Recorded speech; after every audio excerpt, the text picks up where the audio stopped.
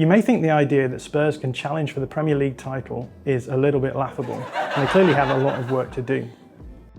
22 points was the gap between Spurs and Manchester City last season, but there are some things in their favour. Antonio Conte will be there for the whole season, and he'll also have a full pre-season to work some tactical ideas into his players. And then there's the not insignificant aspect of the £150 million that Daniel Levy has promised Antonio Conte to spend on players. So Spurs are definitely going to be better next season. The question is, will they be good enough to challenge for the title?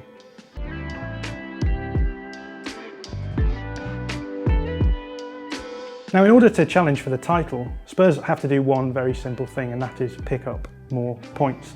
Now, let's have a think about what is required to challenge for the title in terms of points. So on the board in front of me, I've got the points totals for the Premier League winners for the last 10 seasons.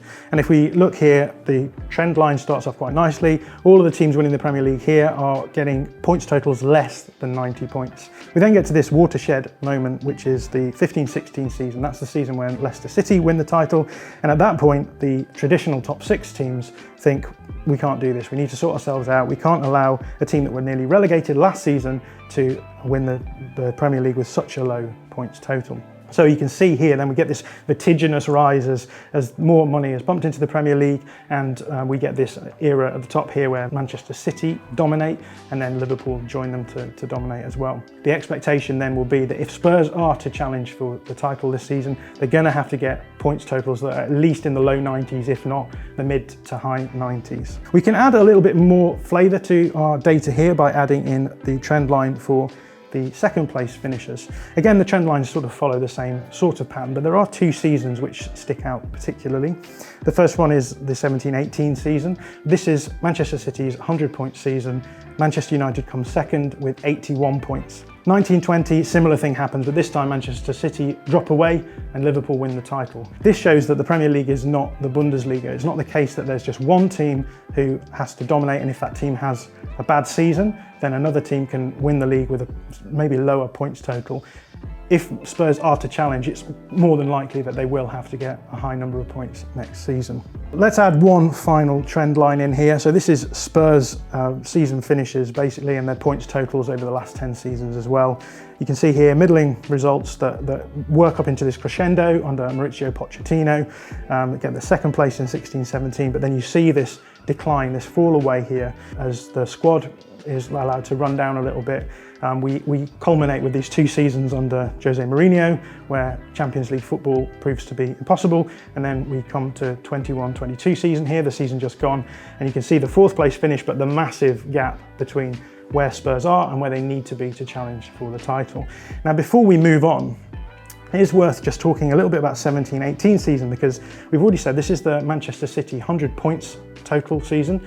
We have Manchester United in 2nd place, Spurs obviously in 3rd here, but then we have Liverpool in 4th on 75 points on this line.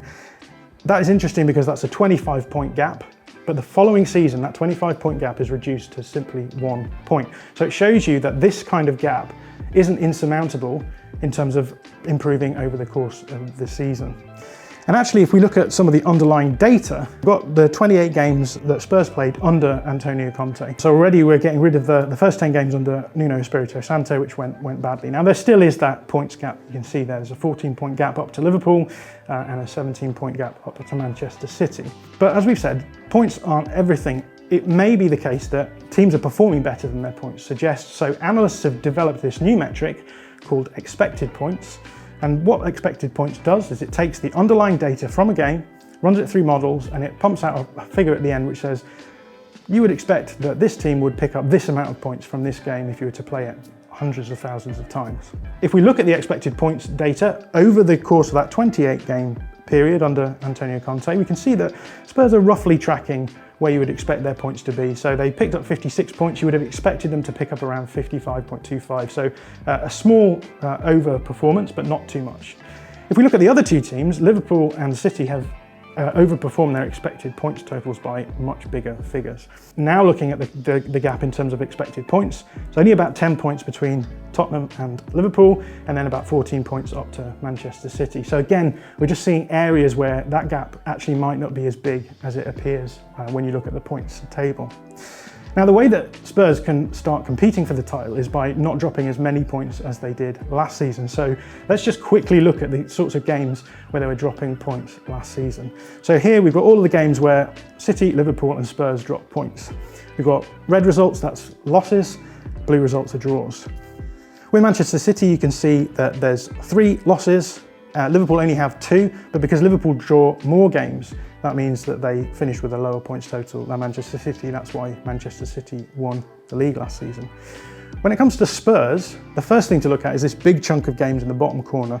These are the 5 games that were lost under Nuno Espirito Santo in the 10-game period that he had Spurs under his management for.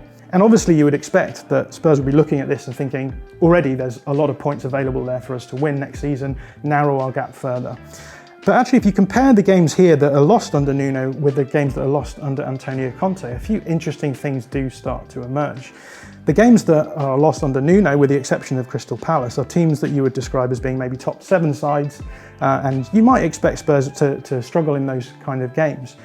When we look at the games under Antonio Conte, what we see is actually the games that are being lost are the games that you wouldn't expect Spurs to lose. So games like Southampton, Wolves, Burnley, Brighton, those are games that Spurs would be expecting probably to win on balance. So it seems as though the shift from Nuno to Conte has solved some problems. That's how to beat teams at the top of the table. And we know that Spurs have been really good at playing counter-attacking football with a really fun front 3 of Son, Kulusevski and Kane.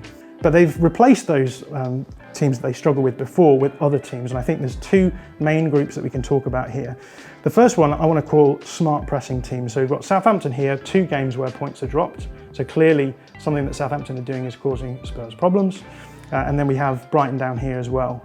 These are teams that press smartly and I think cause some kind of disruption to Spurs in their build-up.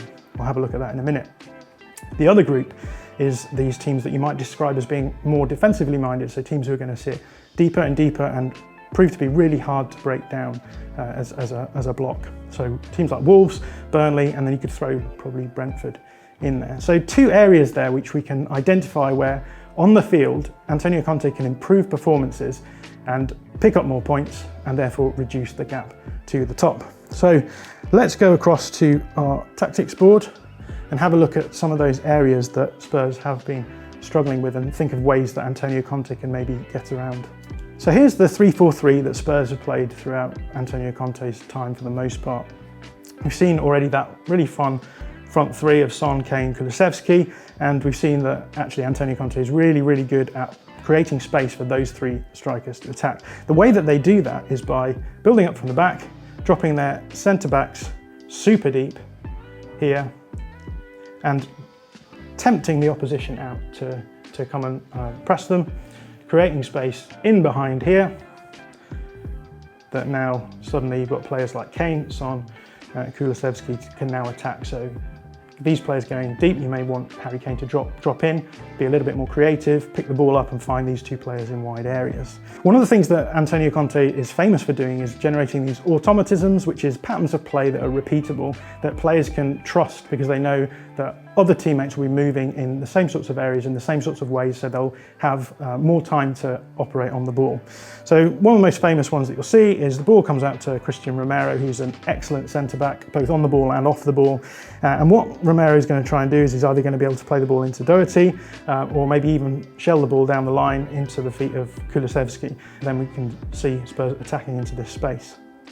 One of the things that can happen here is that if teams do press them, there's an automatic pass here that can be played first time. So ball into Doherty, he can play a bounce pass into Højbjerg here, and then Højbjerg can play the ball down to Kulusevski. Now, if you play against teams that are smart at pressing, they're going to do their best to cause problems here. So we've already talked about Southampton. Southampton are obviously an aggressive pressing side, so what they're going to try and do is have a really high aggressive press. So when the ball is down here with Romero, you'll see the striker coming across here, you'll have the wide player pushing on the wing back, you'll have a central midfielder here, and you'll see all of these players pushing right up, making it really tough for Spurs to play these passes out. And if you can do that aggressively and enough, then you'll stop Spurs from being able to find those spaces in behind.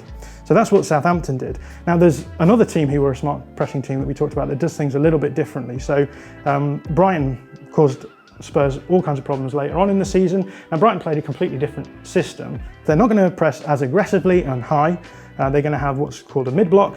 They're going to keep Spurs at arm's length, but what they're going to try and do is they're going to force Spurs in wide areas to play the ball back into the middle and then play aggressive passes into their front three, which they can then soak up. So let's say that Romero has the ball and we see the strikers pulling across, making it really tough for the build-up movement here to take place. Now the response from here usually is that Romero will play the ball into Eric Dyer, and then you'll see the midfielders trying to create space here for Dyer to play the ball into these three players. And what Brighton were doing is, because they play with a back three, they can actually overload the midfield with an extra player, so that when Dyer tries to play these passes into the feet of various players, you've got smart movements, players stopping those passes from actually coming off. So that's how smart pressing teams have caused Spurs problems. How do you solve them?